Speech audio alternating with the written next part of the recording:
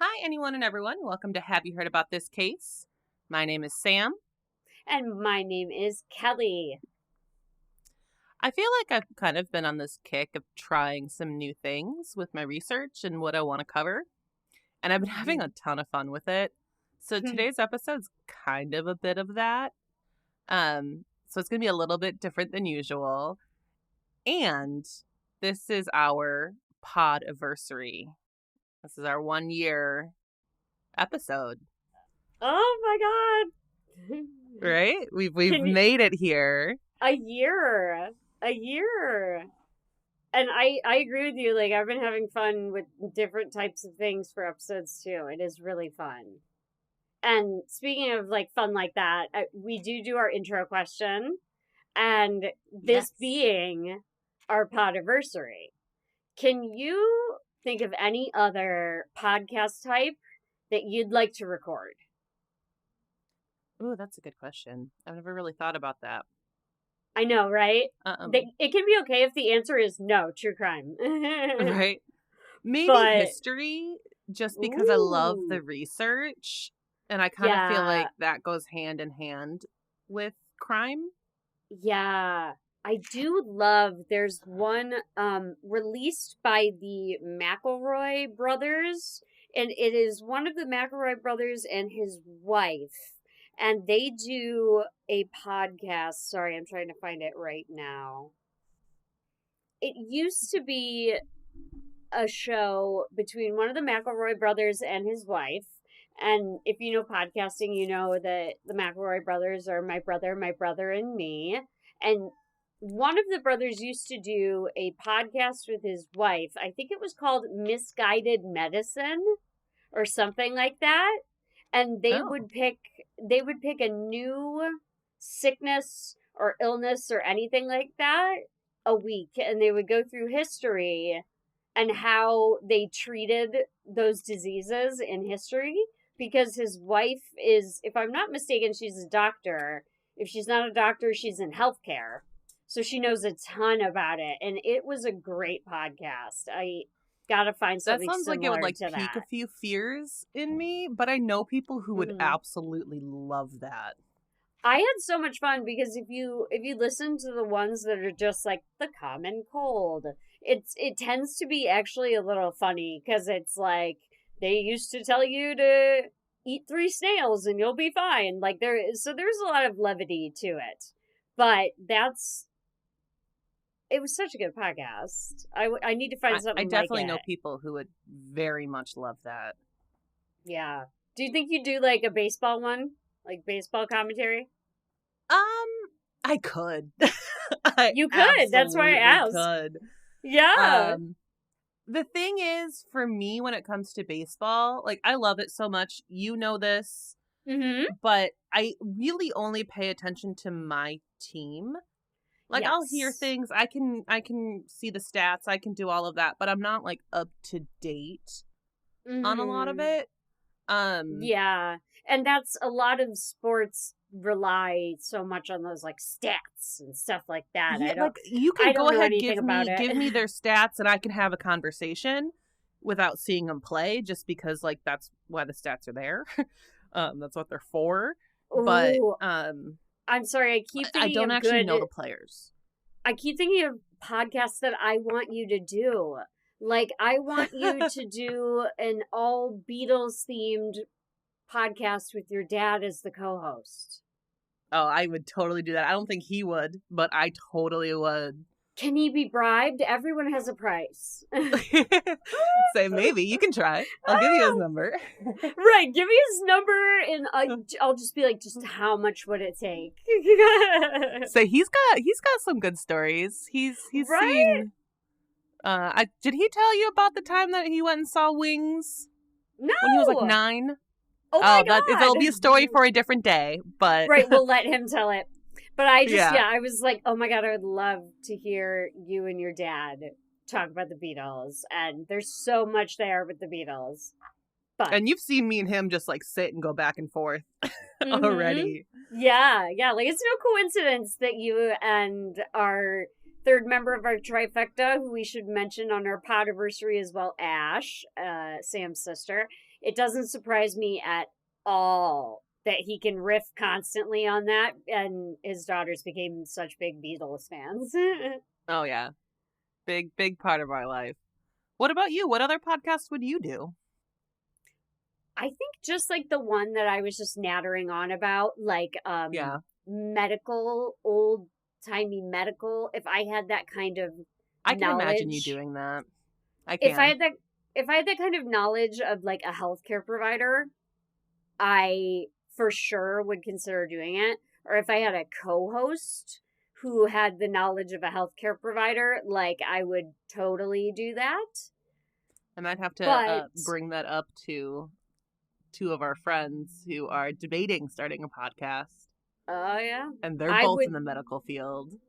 I would totally do, because if that show is gone now, I loved that show. Like, I thought it was so fun hearing old-timey cures for medicine and things like that. And honestly, I'm such a goth that if it weren't true crime, which it already is, I would probably be doing something akin to what the author Caitlin Doughty does, and be doing something on like death rituals and funerary rites around the world. She writes a great book, you guys. If you haven't read it, it's called To Infinity. Oh my god, this is gonna keep happening. I'm so sorry. What it's called? It's called From Here to Eternity. Sorry. Okay. So Caitlin Doughty wrote a book called From Here to Eternity, and she actually traveled and went all over the world exploring different death rituals of these different cultures. Cool. And that is exactly something I would be interested in and do a podcast on. But there are only so many death rituals that you can do. And she did a great job. So if you haven't read From Here to Eternity by Caitlin Doughty, definitely read it, because it's been one of my favorite books of all time. She, I believe, is a mortician by trade. And so she is actually quite knowledgeable on the topics she's discussing. That's awesome. Well, let's go ahead and dive into today's topics. We actually are going to have multiple stories in this episode that all have one common theme. So I have a couple, Kelly has a couple, and they're all legends or lore that turn out are just completely fiction that are constantly retold through generations. And I love that we're doing this because there are so many to choose from. Yeah, there's a lot, and I know from the ones I chose, we don't know each other's stories. Mm-hmm. No, we don't. The ones that I chose are very kind of personal to me. Things that I heard growing up as kind of a local in areas I've been to. So I'm really excited to kind of have you guys here, because this is kind of their local stories. They're not terribly well known outside of that area. One of mine is like that. Yeah, I got this idea when I was talking to my parents over the holidays about the Paulding Light. And I was telling them when I did the research for our episode, when we covered it, that I was so disappointed that there wasn't a real train that went through there based on my research, because that's what I was always told as a kid. And I was so really like, and so I just kind of figured, like, what else? What are other things? Yeah. What other things? I fully believed that I find out are not true. Absolutely. And so the one I'm going to start with today is actually a story I wanted to cover on the show. And so I started researching it and realized the story that I was told as a kid was all wrong. Oh my gosh. All wrong. The lies. The slander. When will it end? And like, this is like generations of stuff. We're going to start with the story of Fannie Hooe in Copper Harbor, Michigan. Oh, that is okay. That's close to home. Yep. So this is a place that I used to go to as a kid all the time. My dad used to summer up there. It's a very, very small town. It's at the tip of the Keweenaw Peninsula in the Upper Peninsula of Michigan, right along Lake Superior. And so I spent so much time up there, and my dad spent even more than me when he was a kid. And it's a very, very special place for me and my family. And my dad has this quote that he says to people when he tries to describe it to them that I just love, and I use it all the time myself. But he always says, it's a place you just can't get to from here. Huh. And because it feels like a whole nother world. Oh. To this day, when you go there, you have no cell signal. Literally, if you want cell signal, you're driving to the top of the mountain to get it, just to check your voicemails or something. Oh my gosh, we had an area just like this. My grandmother had a cabin in Maine where like her sons, my like great uncles, were like, one of them's a lawyer, and he's out in the yard on the phone with a client, and he's like, hold on, and he keeps holding his cell phone up to the top of a tree and a flag post, because that's all you could get. Yeah, you're literally driving to the top of the mountain. Otherwise, you're just not getting it at all in town. Most places still don't have internet. Wow. And it's just, it feels different. I did not look this up for the episode, but I was always told, who knows, this might be fake as well. I don't know. But I was always told this was the largest natural harbor in the world. Oh. So do a lot of boaters frequent this island? Like do they dock there or just yeah, there is a marina. It's not huge. This town has an average of like 45 people that live there. So it's very, very small. But there is definitely a marina, and it is the port to Isle Royale, or one of the ports to Isle Royale. Okay. And we'll get more into the history, because the history of this area is actually very important to the story of Fannie Hooe. Okay. But I found another quote during my research that I also kind of want to give you guys to get a really good picture of what life is like up there, at least in the winter. And this quote says, "For those who have not seen the Keweenaw Peninsula in the winter, do not know the great hush that falls over the region with the first snow. It's as if the world itself holds its breath in awe and anticipation of what is to come. Every sound is muted, every echo swallowed by the silence." Wow. And I think that's beautifully poetic. And it is incredibly accurate to the feeling of being up in the Keweenaw in the winter. I'm not gonna lie to you, that spooks me a little bit. It can be. Scary. That gives me the scaries. I'm not gonna lie to you. I don't like it quiet. It's one of those places, Chicago. Like, it's like pure silence in comparison to Chicago. But it's so relaxing. I can see how that would just be such a welcome reprieve from where we are right now.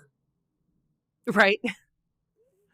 And they get like a ton of snow up there. I know in episode we actually released the day we're recording this, the Amber Creek episode, we talked a lot about snowmobiling and stuff.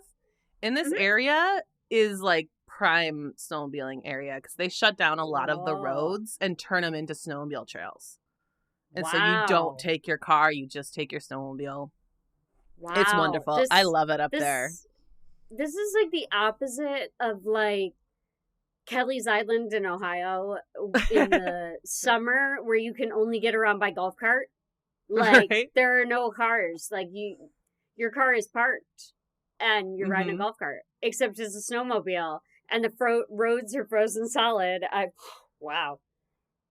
The history of the harbor goes back to about 7,000 years ago. And according to visitkeweenaw.com, it's believed that there was an ancient civilization in Copper Harbor at that point about 7,000 years ago, and that they discovered the area was very rich in copper, and this copper was like just below the surface. That is So they actually were wild. able to like dig it up and like make jewelry out of it and tools, right? Isn't it wild? That is wild. 7,000 years ago, there were people there. Like, I bet they found, like, this makes me sound ignorant from the hill people I am, but imagine the artifacts that they unearthed there. Right? That was been crazy. Yeah, they would make tools and jewelry out of this copper because and we talked about this a little bit in the Paulding Light episode, but this is pure metal copper. This isn't copper ore. And that means that there was nothing that needed to be extracted to use it as metal. They didn't have to remove or like change its composition to use it. You could literally dig up this piece of copper and immediately start shaping it or molding it and doing whatever you want with it. Yeah. Oh, wow. Right? And they refer to this as, quote, red metal. And this became a really high-end item to trade because this was a material that most people had never even seen before in their lives. Right. 7,000 years ago, imagine seeing copper for the first time. Like, right? Holy crap, what is that? It shines like the sun and is beautiful red. That's crazy. And then in 1842, the Ojibwa tribe signed the Treaty of La Pointe, which gave the land in and around Copper Harbor to the U.S. government. And this essentially gave anyone the ability to mine freely in Copper Harbor. So this just brought in all sorts of people to the area. And specifically, there were a lot of people from Europe and European immigrants who wanted to come and get their hands on copper. I was going to ask if the land, because of course, if it was 7,000 years ago, that would have been indigenous peoples. And I was like, oh no, I was going to ask if they signed the land rights away. Oh, well, we got more coming up. Oh no, okay. Okay, go, carry on. So with this influx of people who were coming to the harbor, in 1844, the U.S. Secretary of War, William Wilkins, ordered a military fort to be built. And this was meant to protect the immigrant workers, the locals, the Ojibwa natives. And from what visitKeweenaw.com refers to as, quote, disorder and violence. And while it's not exactly how visitKeweenaw.com reports it, this is essentially, just in reality, a fort built to ensure the natives didn't try to take their land back. Well, it all clicks now. I was saying you're getting close there, but yes, there is a military fort. It's still there in Copper Harbor. Oh, well, that's cool. But it's now like a historical landmark and a national park that you can go to, or a state park you can go to. Okay. Because I was gonna say, like I said, I picked up on like, oh no, the land rights, and then it didn't click with me when you said to build a fort, but now it makes total sense. Yep. And so after no concerning incidents of, quote, disorder and violence, the fort was essentially abandoned 2 years later. Because the natives didn't mind. They signed over their rights and they didn't want their land back. And they didn't cause any trouble. They were respectful. Like, there was... Everyone stuck to their end of the deal. Yeah, well, that's not often common. That's great. Right? But it was eventually occupied again in 1867 to 1870. And it was essentially used as a place to put soldiers who were about to finish their enlistment, and they either didn't have enough time to go be restationed somewhere else before their enlistment ended, or just to go out on the battlefield during the Civil War. Wow. But in 1870, it was actually fully abandoned by the U.S. government. And then in 1923, it became a Michigan State Park. So that's just like an incredibly brief rundown on the fort.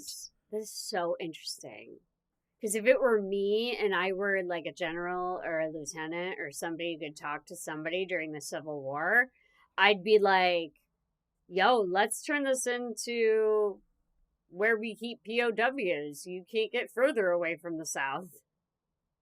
Right. Not to be crass. Yeah, it's literally. Not to be crass, but literally you can't get further. No, well, like, the way that you say that's kind of entertaining just in knowing the history of Copper Harbor. Mm-hmm. Highway 41, which runs all the way from the Keweenaw down to Miami, it ends in Copper Harbor. It turns into a cul-de-sac and it ends. And Perfect. so just you saying that, it's like, you're right, you can't get any further. Yeah, no, the rest is you have to go, you need a visa or your passport. But now that you know a little bit of the Copper Harbor history, let's go ahead and talk about Fannie Hooe. And there's a ton of different versions of this story. The one that I heard as a kid from my dad was that Fannie was a young girl who was at the fort with her family in 1848. And this is during the height of the copper rush. Mm-hmm. She went out to go pick blueberries, and she never returned. It was believed that she potentially drowned in the lake, which was at the edge of the fort. Mm-hmm. And this lake is about a half a mile wide and 3 miles long, which is like this long, narrow oval, essentially. Yeah.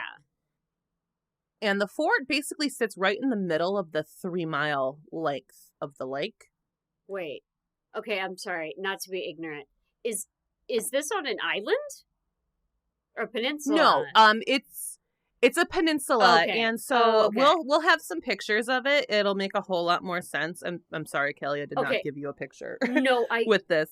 That was just a silly question. I forgot that you said it's a peninsula, so of course it could be close to like that. It's actually on a very small section of land that has the harbor on one side. So what I was saying, potentially being the largest natural harbor, potentially. Please don't quote me on that. And then this 3 mile long lake. There's a narrow section of land in between these two, which is where the fort is built. Okay. So we'll have a good like overhead shot on Instagram for you guys. Yeah. And I'm actually trying to quickly look through my phone and see if I can text one to you, Kelly. Okay. Either way, yep, you get a picture of right above some people at a wedding, but you'll see the background. So I just texted you. Okay. You'll see on the right that long, narrow oval lake. That's Lake Fannie Hooe. Okay. And then on the left, you see the harbor. Oh, okay. I'm seeing it now. And like Sam said, we'll have a good picture for you there too. So you kind of can see how this would be in the middle of the lake. However, I know that that's not the point of this episode and I've derailed us. So go ahead. No worries. Yeah, I definitely have plenty of pictures that we can post on Instagram. Because there's actually a fantastic lookout that looks right over both of those areas. Ooh, beautiful. It's just beautiful.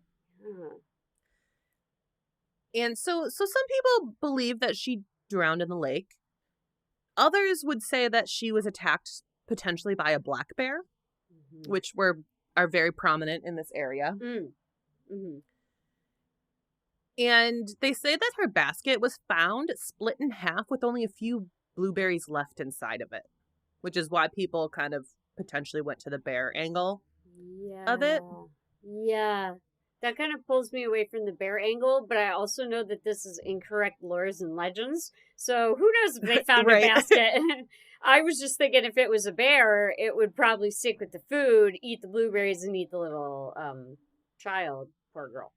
I'll tell you right now, I don't think there was a basket. Okay. Yeah, I think that was all made up. But after she didn't return home because she was staying on the fort with her family, many of the soldiers from the fort went out into the woods to try to go find her. yelling her name over and over again.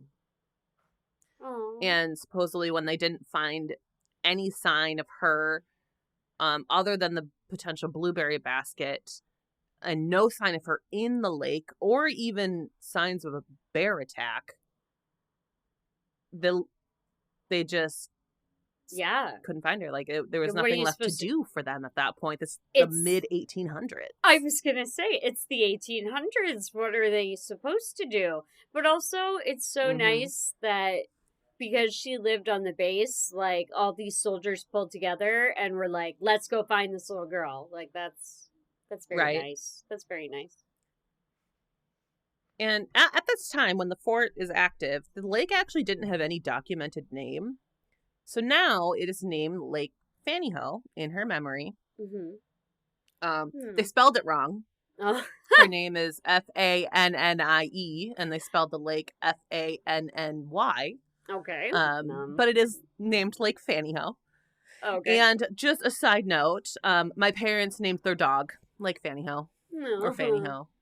Oh my god. So we have a Fannie in our family. Fannie. Sweetie. But now let's go ahead and get to the real story of Fannie Hooe. Okay. Which is very different. Okay. In reality, Fannie was a young woman, not a child. Oh, okay. And I couldn't find what year she was born, but I did find that her sister, Richardetta Mason Hooe, was born in 1820 or 1821. So I would assume within a few years, it sounded like they were close in age, and I believe Fannie was younger. Okay. And Richardetta Mason Hooe. Can you imagine a more 1800s name than that?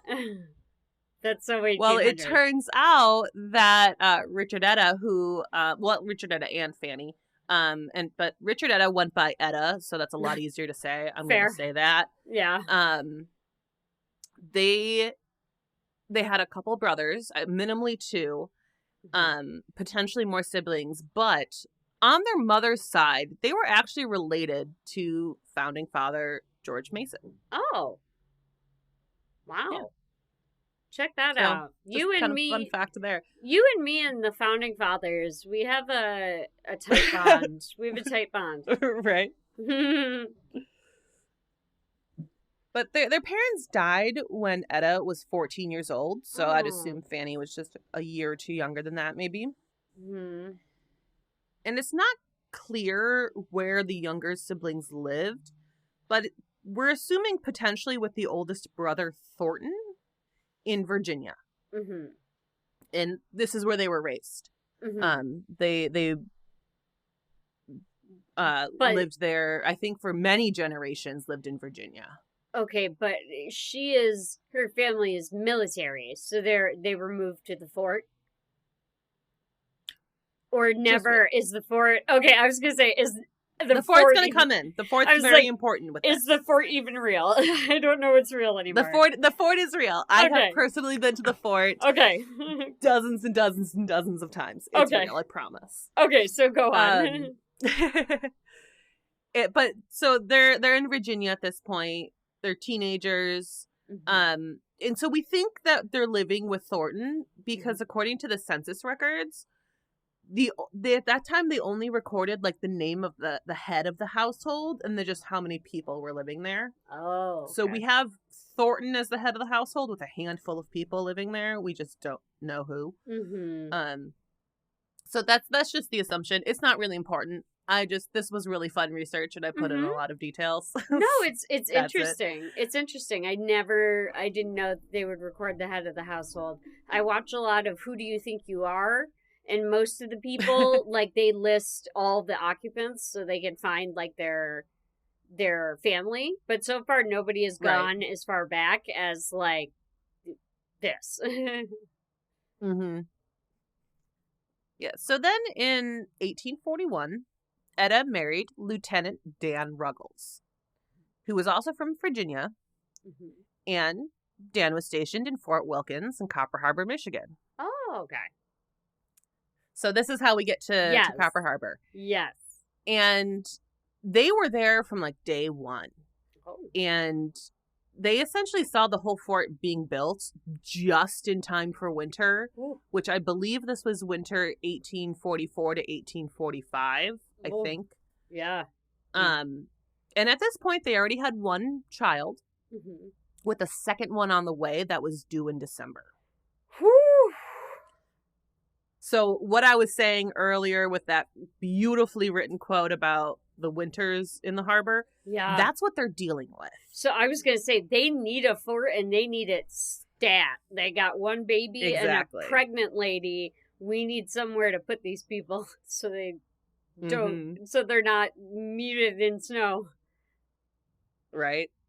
And at this time, it was common and actually just expected to have your own mother travel to wherever you are shortly before you give birth to their grandchild. But Etta's mother had passed away when she was only 14 years old. So instead, her sister Fannie joined her in Copper Harbor.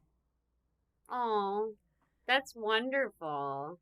Because, it's, to lose your parents so young and to go through, I don't personally ever plan on it, but to go through childbirth and that sort of thing, I imagine you would want your mom there. So it's really nice that her sister was like, I'm on it.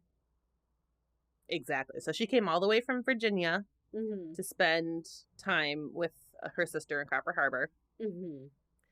And being from far away from any large city, there's not a whole lot to occupy your time. So one thing that they would do a lot would be walking along the lakeshore. So it'd be Fannie, Etta, and Etta's oldest son, Edward. And according to an article that Michigan Tech's archives did for their blog, these walks were where Fannie really caught the eye of many of the young soldiers. Oh.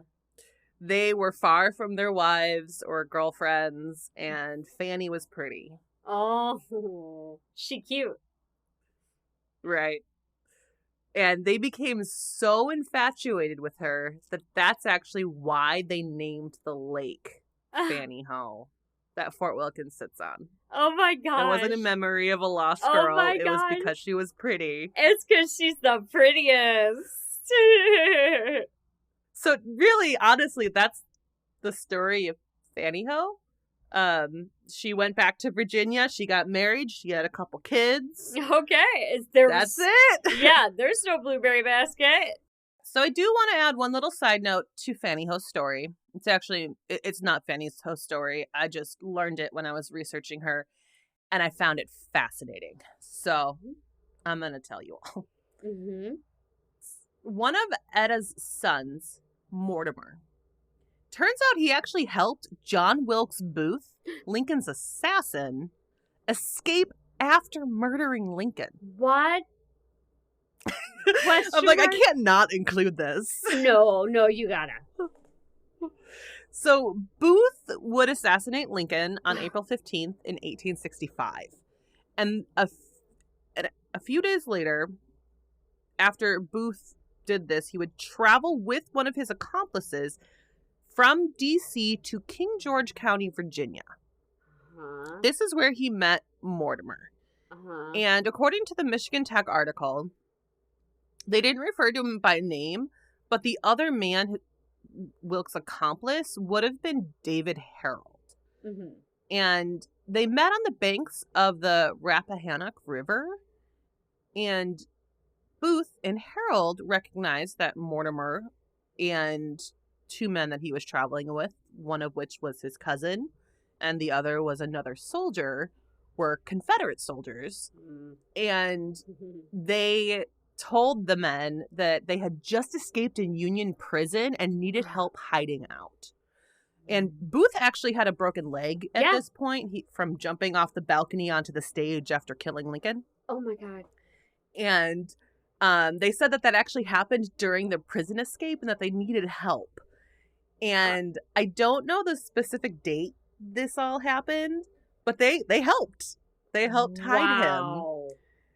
And then there's a lot of pieces I don't know here. I needed to talk about it. I knew that Wilkes Booth broke his leg when he jumped from the balcony to the stage. Uh-huh. I knew that. But I assumed in my 2000s brain that cops had just, like, swarmed him as soon as he broke his leg and he was arrested. I had no idea that he... Oh, you would be fascinated with the whole traveled. story. Maybe we should cover it. Maybe. There's a murder in it. Right. Well, I'm like, this brings the true crime to our case here, our episode here today. But no, Booth was actually murdered on April 14th, which was just like 9 days after he murdered Lincoln. Right. He didn't make it far. And the 16th New York Cavalry actually swarmed the home that he was hiding out in. And he was murdered. He was killed by the cavalry. So he didn't make it out alive. That sounds about right. Yeah. Right. Especially if you just murdered. I don't know if we've split yet in history. I'm so sorry to my father-in-law, who is so knowledgeable of history and war. I don't know if we've seceded yet. But I imagine if you're deep in Union territory, there's a really good chance the New York Cavalry is going to find you. Right. Yep. So yeah, this would have been potentially a day or two that Mortimer would have met Booth. Wow. Before this and helped him hide out. Wow. But yeah, I'm like, I don't know much more than that, but I just had to include that information in this episode. Like, that's valuable information.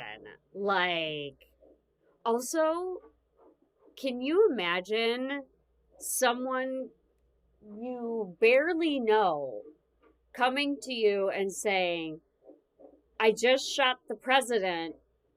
I need a place to hide out. I would be like... He didn't say that. Oh, he didn't? He didn't say that, though. He said that he came up with a lie. He said he escaped a Union prison. So he tried to do that, like, sympathetic thing. Like, you're Confederate soldiers. I was held in a Union prison. Like, right. He was trying to couch it. Do we know if Mortimer was a Confederate or if he was a Unionist? Yes, he was. He was a Confederate. Okay. Well, Booth stumbled on the right house, didn't he? Right. Yeah, I thought that I'd include that in the end. But I know you have a good story coming up. Okay, yeah. I mean, it is lore and it is legend, and mine are much more lore and legend focused. Not so much. I wish I had added more details, but mine are just simply like things that are totally debunkable. Like, they're so debunkable. That's fascinating. It's hard to find any more information on it because the whole internet is like, it's not true. So. Right. I know I've revealed on this podcast what a big Judy Garland fan I am. I believe I've done it more than once. And it's more of an obsession than anything. I've been in love with her since I was a little girl. And it started the same place most fans do with her most famous movie, arguably, The Wizard of Oz. So good. It's so good. However, in 1939, when the movie was filmed, obviously technology wasn't at its best. In fact, another side note of incorrect lore, The Wizard of Oz, it's often billed as the first Technicolor movie ever made, and that is actually not true. The first color movie in film history was called The World, the Flesh, and the Devil, and it was released in 1937, 2 years before The Wizard of Oz. Oh, interesting. Because I always heard it was the first Technicolor film. So did I. That the first Technicolor shot was Dorothy stepping into Munchkin Land, right? And, and yeah, that's actually totally false. Not true. The World, the Flesh, and the Devil in 1937. I found that out today researching this. I actually didn't. I barely had to research it because it's embarrassing how much I know about The Wizard of Oz. I was like that with what we're going to conclude our episode with today, because I know a lot about that one. Yeah. So, either way, the film process is hardly what we experience now. So another legend, besides the Technicolor, swirled around the movie after it came out in the years after its release. The legend is the result of poor quality of original film and some bad lighting. It's been called an urban legend by a lot of people, and the sinister urban legend is that there is a visible man who is often claimed to be one of the Munchkins, a cast member, and he is seen hanging in the background of a scene. I don't know if you've ever heard this one. Yeah.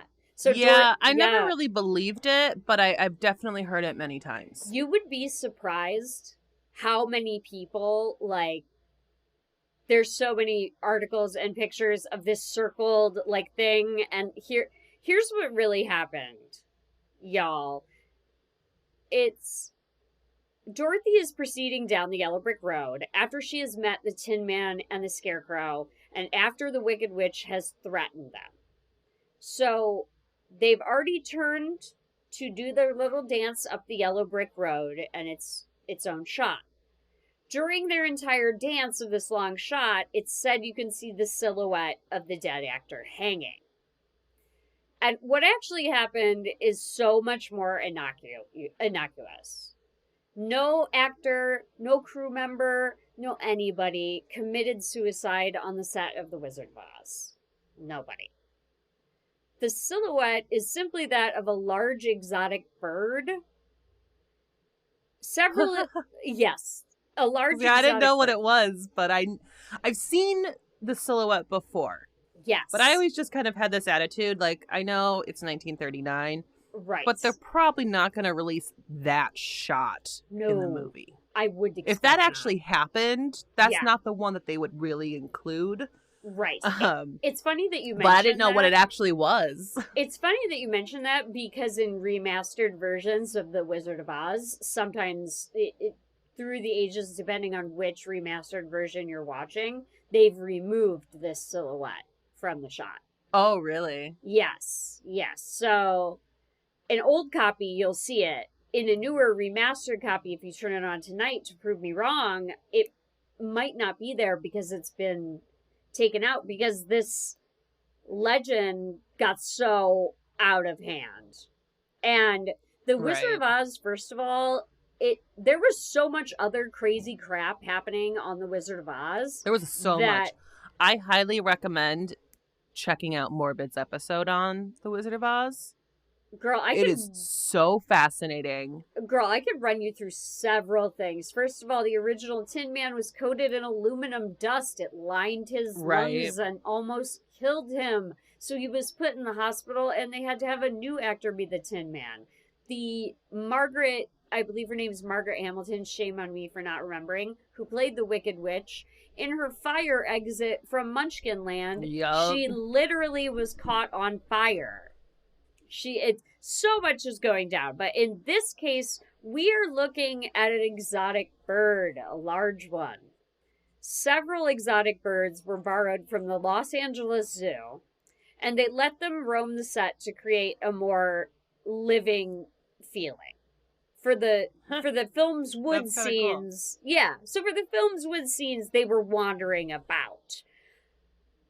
I would hate this as a stage manager and production side. Sure. I would hate this. There's just birds everywhere. Birds everywhere. Probably shitting everywhere. And really what you're seeing in this hanging munchkin, it is just a shadow of one of the avian actors in the background. And the reason this silhouette happened is the light is obviously hitting the actors and the set of the yellow brick road, and not so much the path ahead, which is creating this shadow. And I mention here again, I personally wouldn't let exotic birds roam all over your set. But hey, it was 1939. And things were different. Things were different. Sometimes birds are roaming your set, I guess. Furthermore, Jerry Marin, who at the time of the article, I don't have the date, he was one of the last surviving Munchkin actors. And he revealed the Munchkin actors did not arrive on set until after the Tin Man sequence, which means there were no Munchkins on set during the time that scene was being filmed. Yeah, so not possible. Yeah, it's not even possible. Because that's the big thing. The silhouette is long enough to look like a hanging man, but more likely long enough to look like one of the hanging Munchkins. And Jerry Marin is fully like, that's fully impossible. We weren't even filmed yet. And so, like I said, many other crazy and wild things happened on the Wizard of Oz set, which folded right into this myth of the hanging Munchkin. But the official verdict is that it, in fact, was an exotic bird. I didn't know. I don't remember if I knew what it was or not, but that's hilarious. It's a bird. A bird that they just let wander around. They were like, we're in the woods, like... Why not have, like, a giant... Because, like, the silhouette... We'll attach a picture. It's about the size of a hanging Munchkin, so that's about the size of... That's a very large bird. That's it. That's a pretty big bird. Yeah, it's a damn large bird. I'd love to know what kind of bird it was. I don't think that's survived history. But that's what you're seeing on Reddit and on, like, these sort of... urban legend things. You are looking at a bird. I'm sorry. I'm sorry. Funny. It is a bird. And then the other incorrect lore or legend I'm going to talk about is Punderson State Park. And now, just like you, Sam, I think that I might actually do a full episode on Punderson State Park because it has a fascinating history. And cool, let's do it. I barely skate over it on this one because I really think I want to cover it. But Punderson State Park is located in Newberry, Ohio. So I'm bringing you all an Ohio one again. Punderson is home to several lakes because, again, it's a state park. And it features evidence of the last glacier to scrape across Ohio. And this has left a natural kettle lake, which is the largest and deepest of its kind in Ohio. What's a kettle lake? That's a really good question. I don't know the answer to. So... like, I've never heard that term before. Okay. I'm Googling it really quick. I am too. A kettle lake is a depression or hole or an outwash plain formed by retreating glaciers or draining floodwaters. So the glacier path did in fact create this lake in Punderson State Park. And okay, so it kind of sounds like it's essentially a lake that's just formed by a glacier. And it's this lake that the lore of Punderson has allegedly literally emerged from. So also on the grounds is an English Tudor manor home, which took nearly 20 years to build. And I imagine that this is where the witnesses were when they saw something. We don't know what, but it's contributed to the lore of Punderson since. Oh, okay. Yes. The first incorrect legend around Punderson is that the man who settled the area, Lemuel Punderson, drifted into the lake one day in a bathtub before pulling the plug on it and drowning himself. Interesting. Okay. Even typing that out sounded silly. Because that is the what? Why would you do that? By most accounts, Lemuel Punderson died from complications relating to malaria in 1822.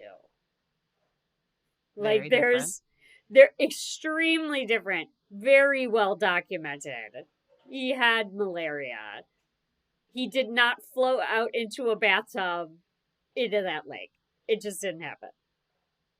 But another tale that I have been told since I was a little girl, because we actually had our last family reunion at Punderson, because it's a large venue. Oh, nice. As well. Yeah, Yeah. you can now these times you can rent out this English Tudor home for large events because the place is huge. Oh, that sounds awesome. And yeah, the place is huge, and we had a fairly large number of people who were to turn up for this. So we were at Punderson. It is beautiful. And like I said, I want to do a full episode on it because there's so much more than the tale I'm about to tell you, which has stuck with me since I was a kid. And it is that the lake is haunted by a teenager who drowned there in 1977. Oh.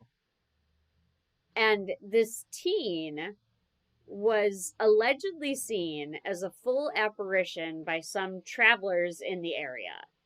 And I don't want to, travelers like Romanian heritage travelers, not people who are like backpacking across the states, if that makes sense. Okay. Mm-hmm. Travelers is just the more correct word, in my opinion, to use.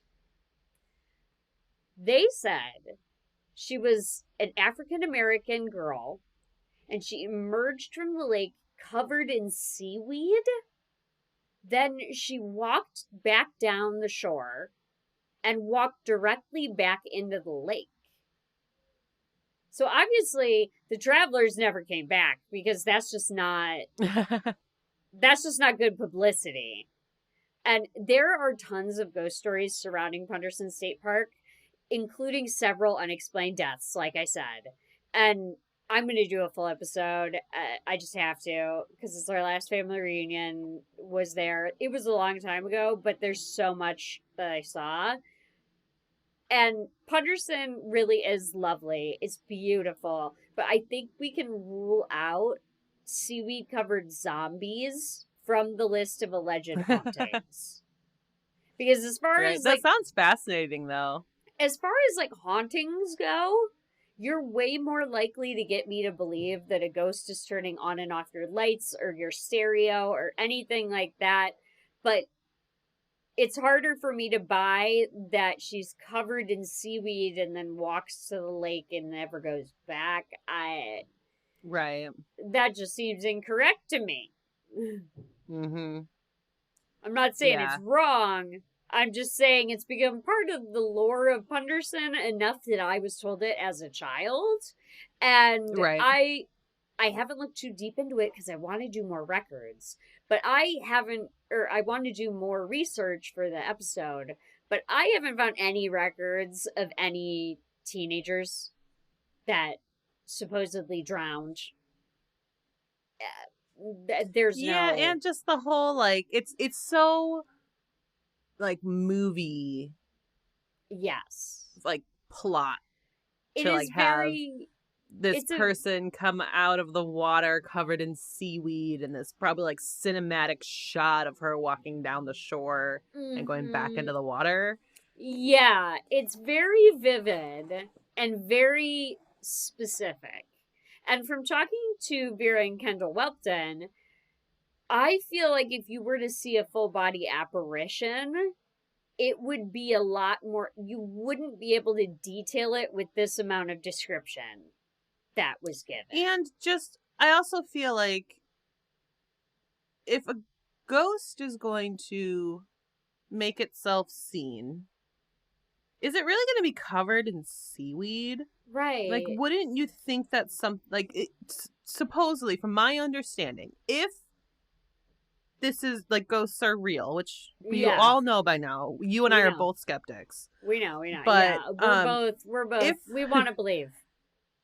Yeah, if they're real, my understanding is the likelihood of them, like, appearing, and they either have it look like time hasn't changed for them, like they're in their same outfits and everything, or it's like at the time of death.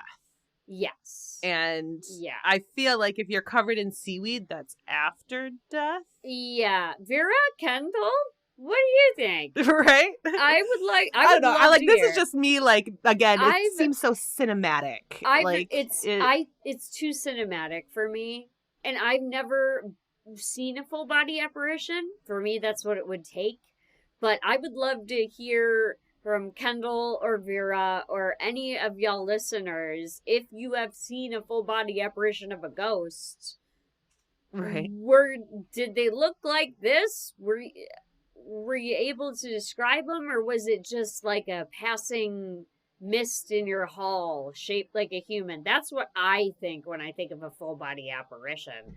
I don't think of somebody full bodied emerging in seaweed all over, Right. and then just fully walking back in the lake. Because the way it's described, it sounds a lot more like they're trying to say they saw a zombie than they are a spiritual Right. apparition.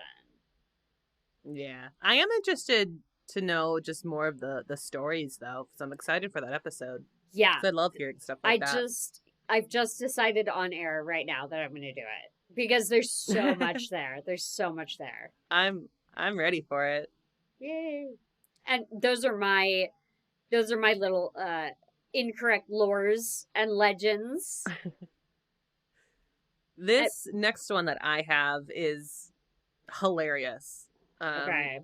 And I feel like you're gonna get a good chuckle out of this one. Sam has spent a lot of time off air telling me not to read too much about it or look yet. Yeah, I want your like real reaction to all of this because oh my god, this is very close to where I grew up. I had a lot of friends from this area, which I'll get into a little bit more here. Yeah. But not surprising to anybody that this story comes from northern Wisconsin, just a few hours away from Copper Harbor, Michigan.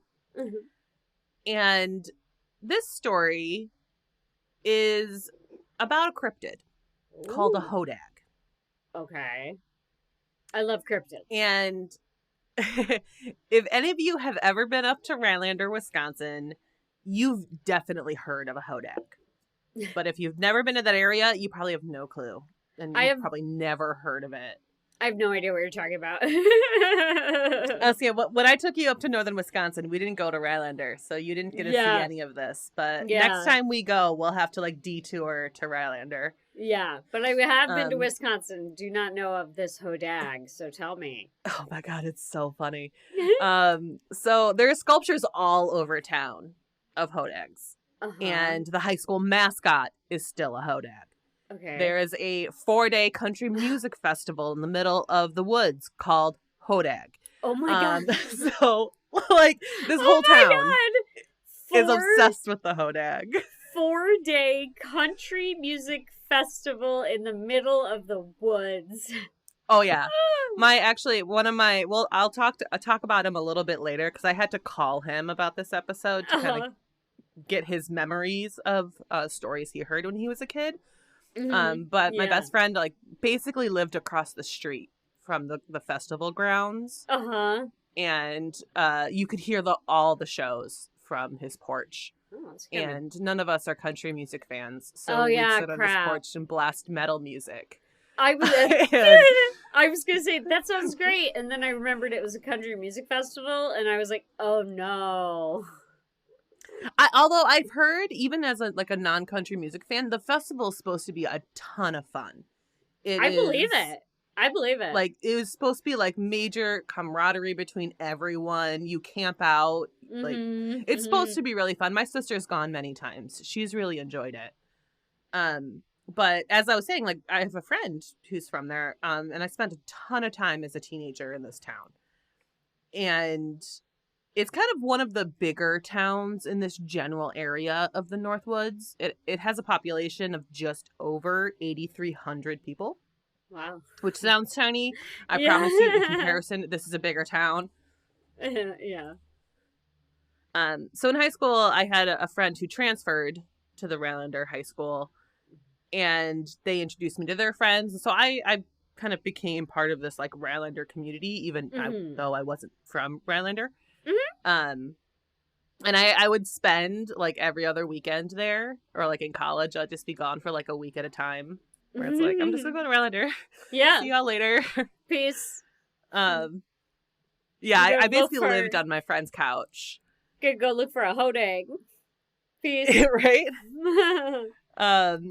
And so I called my friend Ethan, and I really wanted to get his story of what he heard as a little kid. Since I wasn't from there, I kind of heard the stories as I was older. Okay.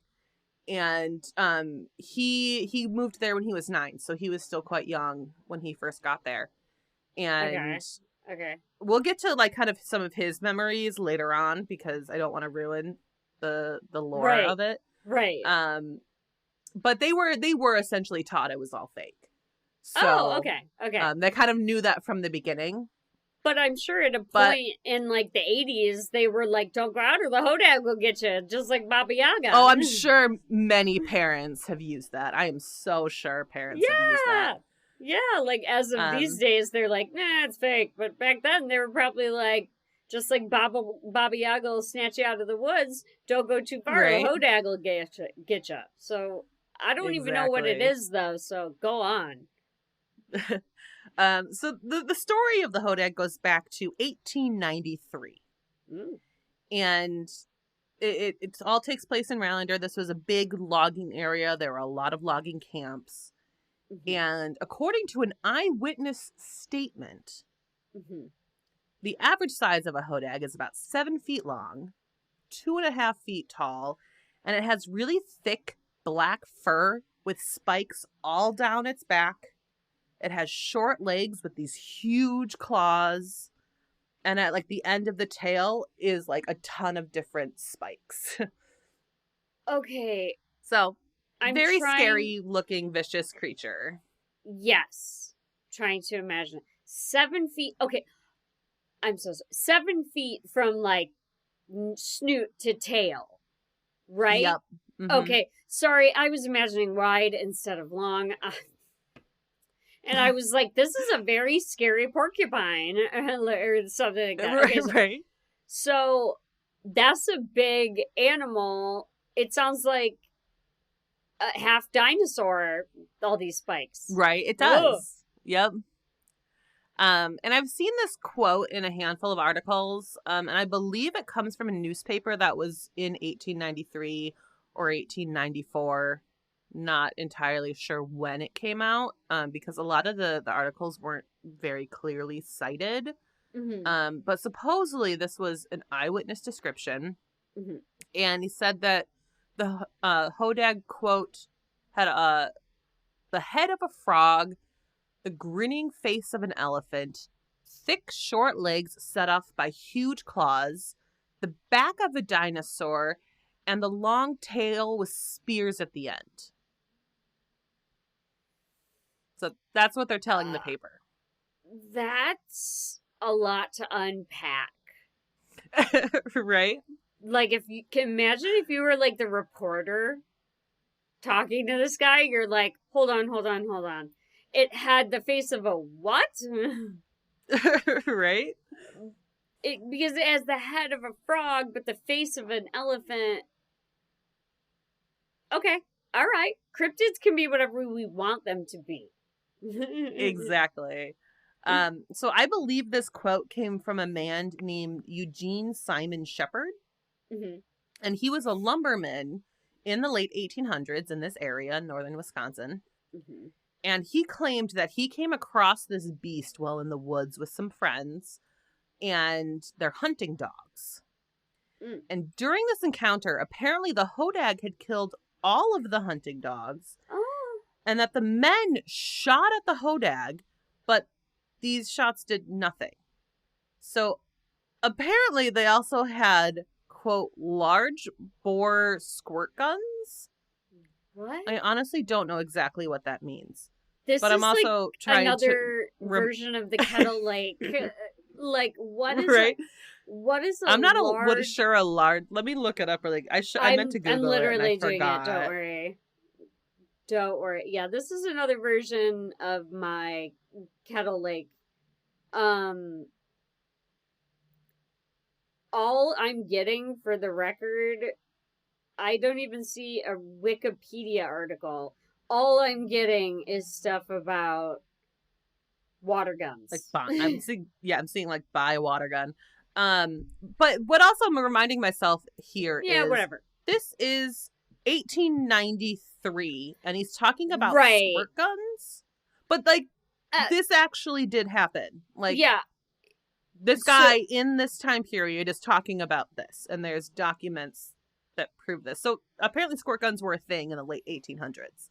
I guess so. And apparently you can get for me, what I would think is that by large bore, it means like a wider barrel. That's what I'm thinking. Listeners, help us out here. What would you consider a large bore squirt gun? Because I don't know. Mm-hmm. But the thing with these squirt guns is it was filled with poisonous water. Mm. They were prepared for this in the woods. It wasn't until this group actually broke out the dynamite that the hunters were able to kill the Hodag. Okay. Sorry. They had all of this on them. I'm sorry. That sentence is so funny. The group broke out the dynamite. They said, okay, you know what? Yeah. Let's break out that dynamite. We got it ready to rock. Let's go. And squirt guns with poison, dynamite.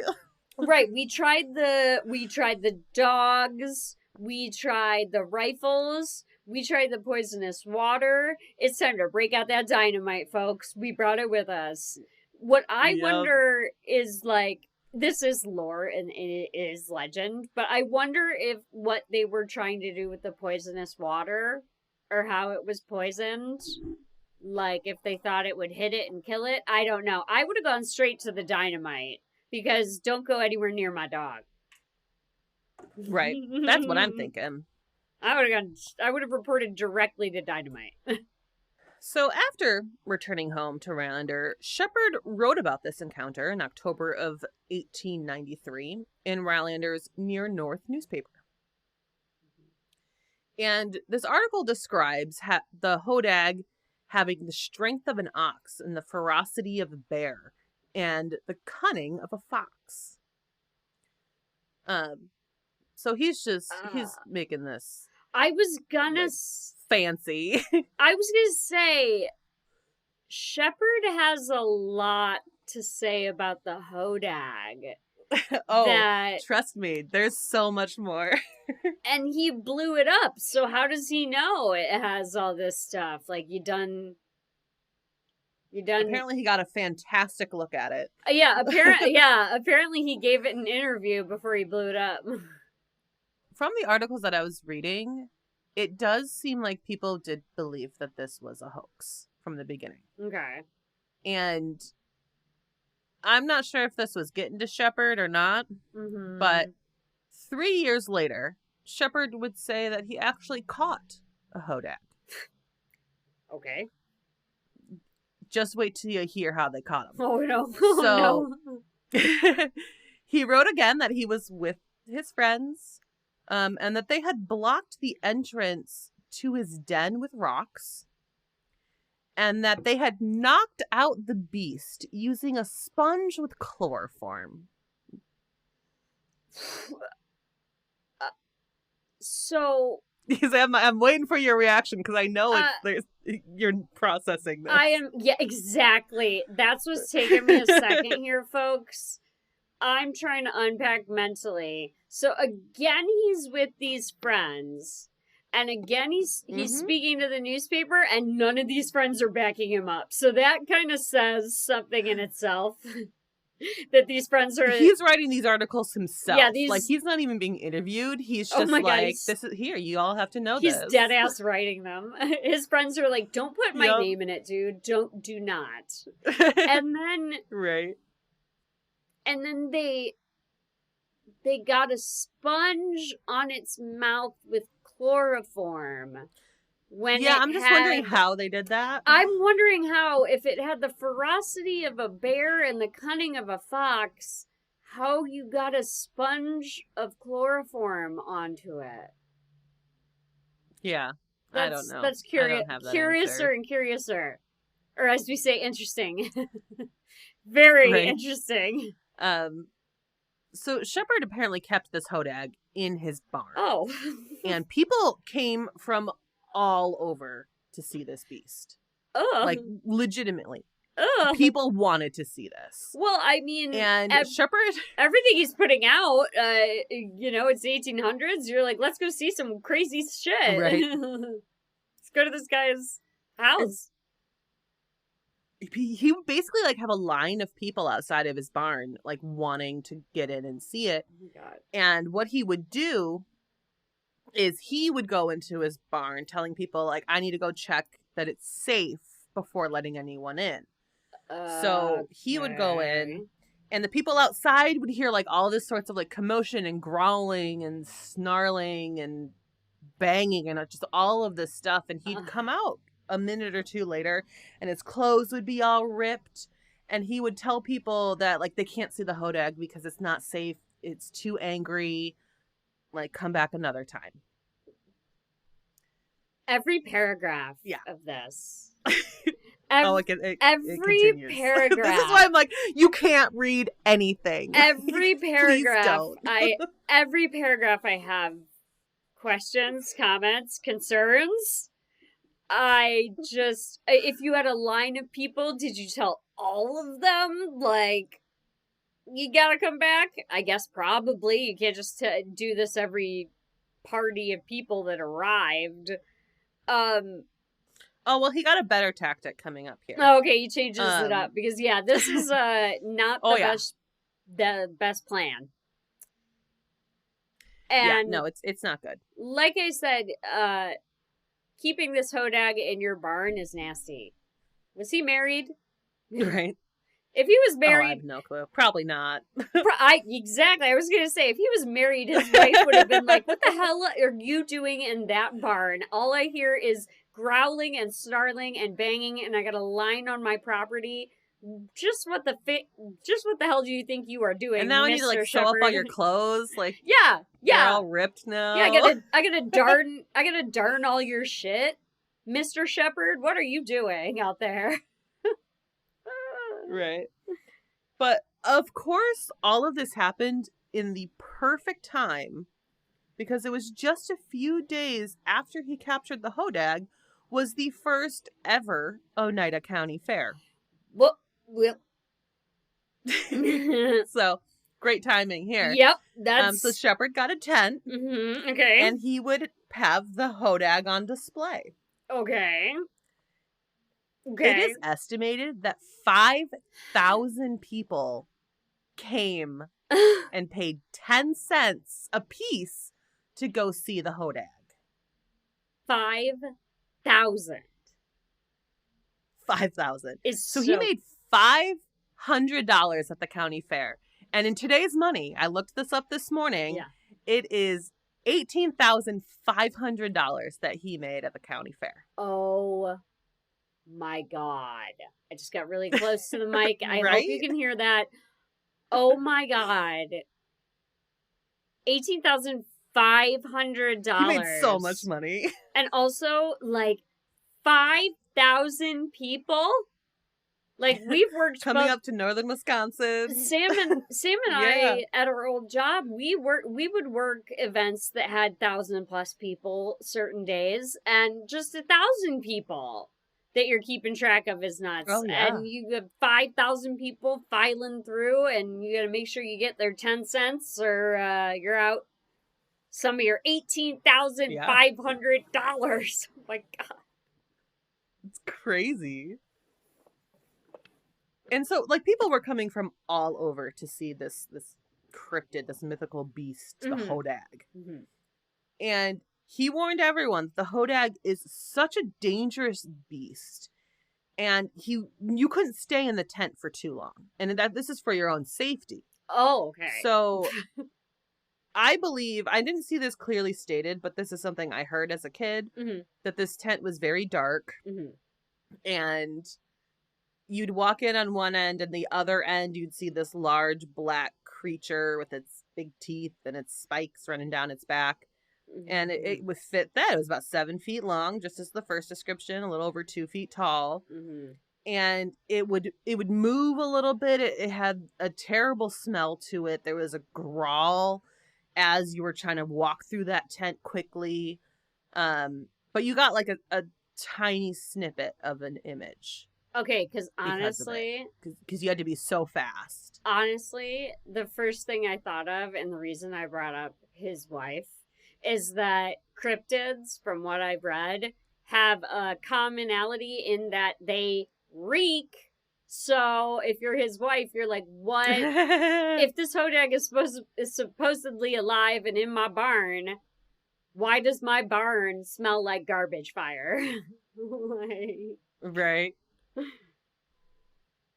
Do you know how quickly they had to walk through the tent? Was it just like a single file line? Not specifically, but quick. Yeah, I think it's like a one at a time. Like, enter in this door, 10 feet later, exit out this door, right. Like something like that. Standard like, county fair. Very quick. Yeah, standard county fair. Like, go in, see the ostrich, and keep on moving. Yeah. Right, yeah. So, like, I never saw that, like, description in the articles. That's just part of the story that I always heard as a child. Yeah. So, after word got around about this creature, the Smithsonian wanted to investigate.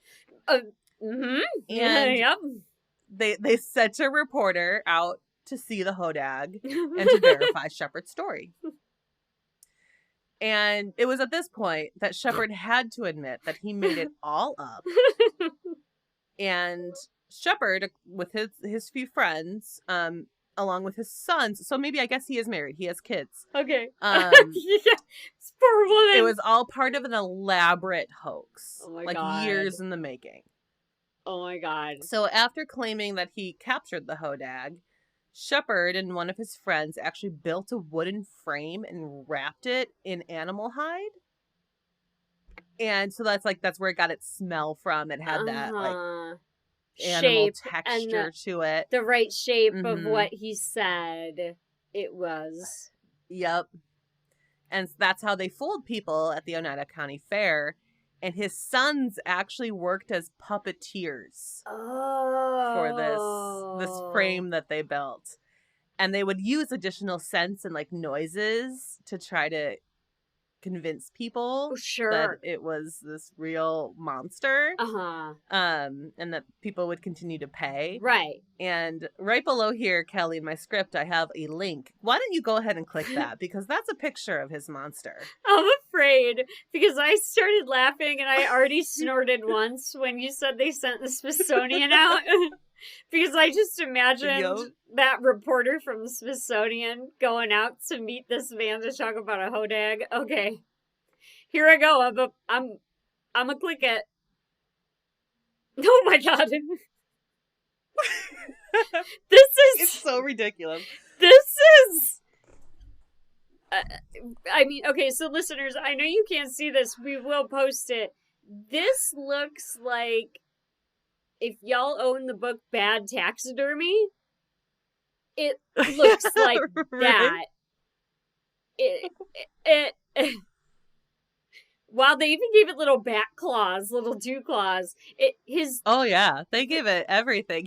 This was literally years in the making. It was 3 years in between his first statement that he killed the Hodag to him supposedly capturing it. Okay, so and a couple things about this. I do not see that it has the face of an elephant. There's no elephant there. Right. I don't know what kind of animal's face that is. And maybe also, he spoke before he was built. Yeah. And he realized he couldn't do that. Yeah. And it also has an incredible amount of what appear to be human teeth. Oh, yeah. Mm-hmm. They're like square, kind of rounded at the edges. White, perfectly straight, like, teeth. Lots of teeth. Like, more than... Yeah. it needs. Oh my god. So, like, now the truth comes out that everything is fake. Right, because the Smithsonian reporter is like, what the fuck is this? Right? But the thing is, it managed to do an amazing service for the area. Oh, Previously, this was a logging area, but the logging industry was struggling at this time. Mm-hmm. And the year that Shepard showed the Hodag, quote unquote, the Hodag at the county fair, this was the first ever Oneida County Fair. Mm-hmm. And the goal of the fair was to bring in more people and tourism. Well, he managed to bring in 5,000 people to the county fair. I was just going to say, mission accepted and achieved. Like, 5,000 right? people were like... So he did exactly what the goal was to do. Right. He just wasn't part of maybe the tourism board. He was a rogue grassroots visiting community and managed to get 5,000 people to northern Wisconsin to look at something that he said was a Hodag. So now that even everyone knew that it wasn't real, it just became popular lore. Did he? And it's even made appearances. I'm sorry, one more question. Did Shepard come up with the name Hodag, or is it just something I have no clue. I'm assuming he did. Okay, I never could see that reported. Okay, I am as well assuming, but I just wondered if maybe it was a name that had evolved over the years. Oh, no, I don't think it evolved. I don't know if he got it from something else. Mm-hmm. He wrote about it. It's in his articles. Okay. So it hasn't changed, but I don't know if he got it from a different name. Okay, but he did in fact name this creature that was his children puppeteering a Hodag. So, okay, so he did. Mm-hmm. Shepard, all right. Thank you. Just checking. Sorry. Yeah, no worries. So even though everyone knew that it wasn't real, it just became popular lore. Mm-hmm. It even made appearances in the stories of Paul Bunyan and Blue, his ox.